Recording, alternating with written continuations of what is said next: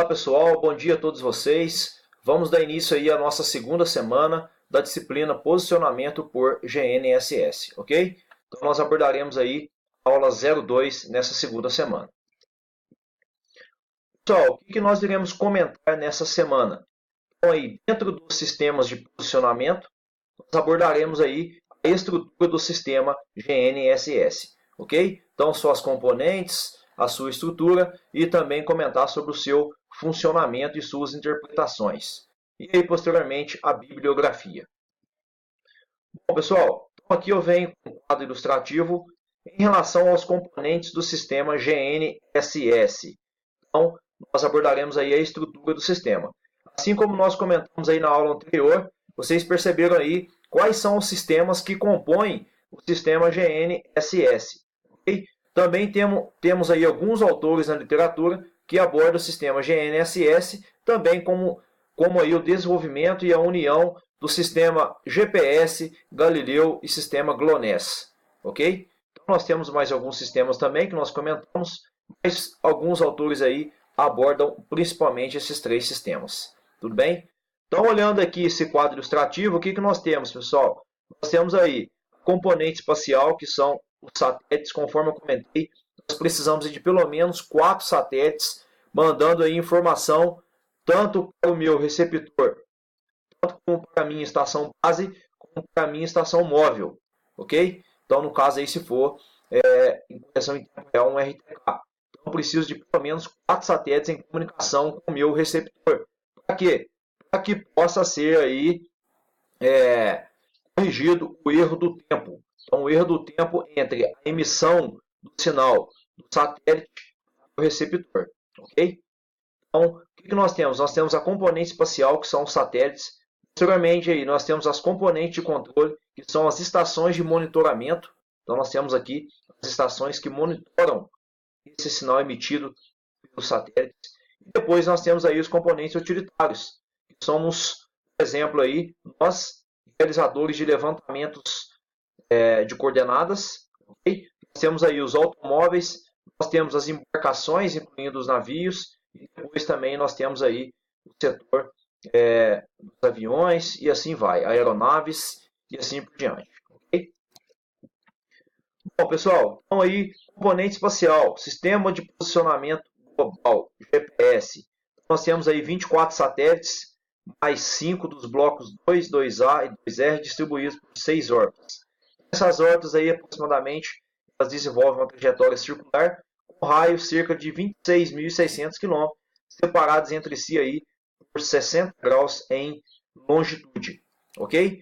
Então, tem um período orbital de 12 horas, aproximadamente aí 11 horas, 58 minutos e 26 segundos, que faz com que o nascimento do satélite se dê a cerca de 4 minutos mais cedo em cada dia. Inclinação orbital próxima aí dos 55 graus, relativamente ao plano do equador terrestre. Agora, a componente espacial do GLONASS, nós temos aí 24 satélites, mais ou menos 3 distribuídos por 3 órbitas. Okay?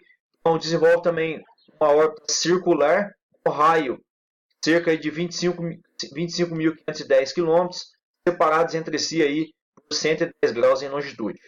Um período orbital de 11 horas e 15 minutos siderais, então, que faz com que o nascimento dos satélites se dê a cerca de 50 minutos mais cedo em cada dia. Uma inclinação orbital aí próxima de 64,8 graus e um trajeto repete-se ao fim de 8 dias sideral. Ok? Então, o satélite seguinte percorre aí a órbita do satélite anterior. Então, aqui essa parte é mais teórica, tá? De forma a estar deixando para vocês aí, para que vocês possam fazer suas devidas interpretações. Bom, agora o sistema Galileu são 30 satélites distribuídos por 3 órbitas aproximadamente circulares também, com raio cerca de 30.000 km, separada aí por 120 graus em longitude. Transcorre um período orbital de 14 horas e 21 minutos, fazendo com que o nascimento do satélite se dê a cerca de 2 horas e 24 minutos mais tarde em cada dia. Inclinação orbital próxima de 56 graus, relativamente ao plano do equador. Pessoal, então como funciona aí a recepção desse sistema GNSS?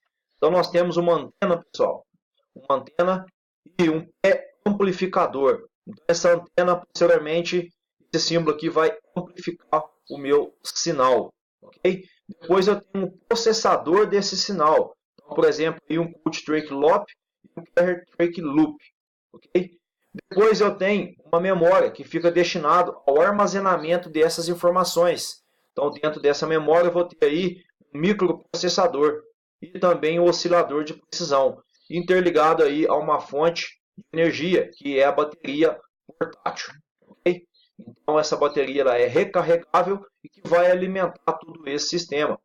Posteriormente, aí eu tenho uma unidade de comando, que é o display. Então, a partir desse display, eu consigo dar todo esse comando para que eu possa realizar aí a minha operação. E também a unidade de registro de dados, que vai ficar interligado também ao microprocessador. Okay? Então, basicamente, aí eu tenho uma antena que vai receber esse sinal. Esse sinal vai ser processado. Antes disso, ele vai ser amplificado. Posteriormente, ele vai ser processado e armazenado numa memória. E dentro disso daí eu vou ter um controlador.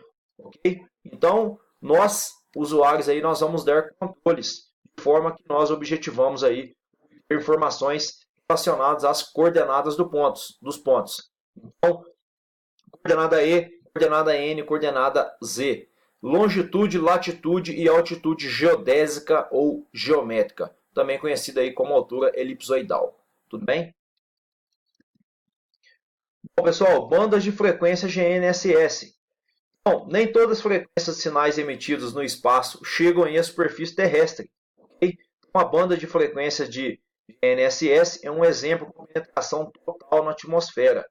Então, isso também é um grande fator positivo aí do sistema GNSS. Então, ela tem penetração total na atmosfera. Salvo aí quando nós tivermos alguns obstáculos. Então, esses obstáculos aí vai atrapalhar com que esse sinal chegue aos nossos receptores. Por exemplo, aí, edificações, vegetações densas e fechadas, ok? Então, obstáculos aí que possa barrar o nosso sinal GNSS até os receptores. Salvo que esses sinais aí, na maioria das vezes, eles são aí bem fracos.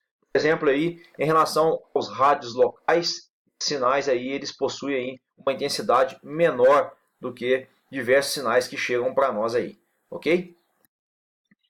Bom, posteriormente a banda de frequência do sinal GNSS, ela situa aí na região do micro-ondas. Então, por exemplo, aí uma frequência de 0,3 GHz a 300 GHz, de 1 metro a 1 milímetro. Qual faz parte aí faz parte da banda das frequências de rádio, de 3 kHz a 300 GHz. Como eu disse para vocês aí, elas ainda possuem uma intensidade menor do que as ondas de rádio. Por isso essa dificuldade também de chegar aos receptores quando isso tem obstáculos. Ok? Aqui está toda a distribuição desse quadro aí, dessas frequências. Posteriormente, pessoal, a formação do sinal, então nós temos aí basicamente a portadora L1, depois nós temos o código C/A, mensagem de navegação, o código P e a portadora L2.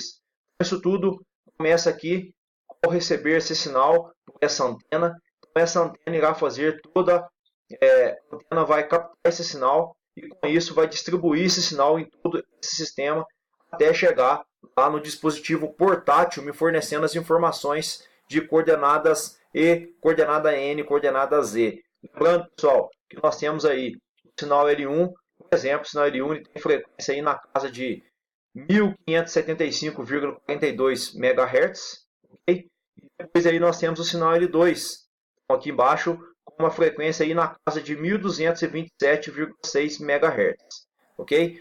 Então, pessoal, por exemplo, o sinal L1 ele é modulado com os códigos C/A, então nós temos ele aqui, e depois temos também C/A, ele é disponível ao público, e o código P, que é o código protegido, então ele está aqui embaixo, ele não é disponível ao público. Por exemplo, ele fica restrito ao exército, e nessa ocasião ele possibilita aí medições mais exatas e podem ser feitas, como eu disse para vocês aí, pelos militares. Okay?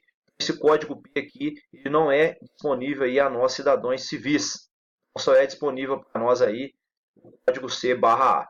Então, consequentemente, pessoal, os militares eles têm aí uma informação mais precisa dos pontos de interesse, ok? Então o monitoramento deles é bem mais preciso do que o nosso, porque eles dispõem aí desse código P que não é disponível a nós, cidadãos civis. Tudo bem? Como eu disse para vocês, esses sinais aí, eles são muito fracos. Então, por exemplo, aqueles de rádios locais são mais fortes do que esses sinais. Então, quando esses sinais aí, eles têm algum bloqueio, por exemplo, edificações, vegetações dessas, isso acaba sendo interrompido. Então, aí também uma das limitações dos sinais GNSS. Okay? Pessoal, então aqui nós temos, por exemplo, aqui, a parte das portadoras. Então, tem um código PRN, por exemplo, Pseudo Range Noise. Então, é um ruído pseudo aleatório. Posteriormente, aí, eu tenho, por exemplo, também poderia colocar um padrão do receptor e depois aí um padrão do satélite. Isso daqui vai me originar, vocês estão vendo que são valores em bits, 0 e 1. Então, isso daqui vai me mostrar o erro do relógio, ok? Então, devido aí a essa diferença entre o padrão do receptor e o padrão do satélite. Então, esse tempo aí não é o mesmo, nem tanto para o receptor como para o satélite. Isso aí vai gerar erro. Então, por isso a necessidade de 4 satélites aí mandando informação para os receptores. Vamos lá. Mais adiante, observado o GNSS, pseudodistância. Nós temos aqui código emitido pelo satélite e código gerado pelo receptor. Olha a defasagem que eu comentei com vocês. Ó. Então, nós temos aí uma diferença de tempo, um ΔT. Então, na verdade, não vai ser uma distância, vai ser uma pseudodistância. Essa distância ela tem um erro. E se eu tenho erro na distância, eu tenho erro nas coordenadas. Então, consequentemente, nós iremos realizar uma distribuição desse erro. Ok? Então, por isso, nós precisamos de 4 satélites. E o que é distância vai se chamar uma pseudodistância lá. Então, vai ser a velocidade da luz vezes a correção, a variação desse tempo. Ok? Nós temos aqui olha o defasamento disso aí. Então, isso vai originar os erros do relógio. Pessoal, então esse é o nosso material de aula. Deixei também para vocês aí uma atividade de pesquisa relacionada à semana 2, de forma que vocês ainda possam aprofundar ainda mais no conteúdo e consigam entender perfeitamente aí toda essa parte desses erros aí que nós temos em relação ao sinal emitido aí pelo satélite até o receptor, ok?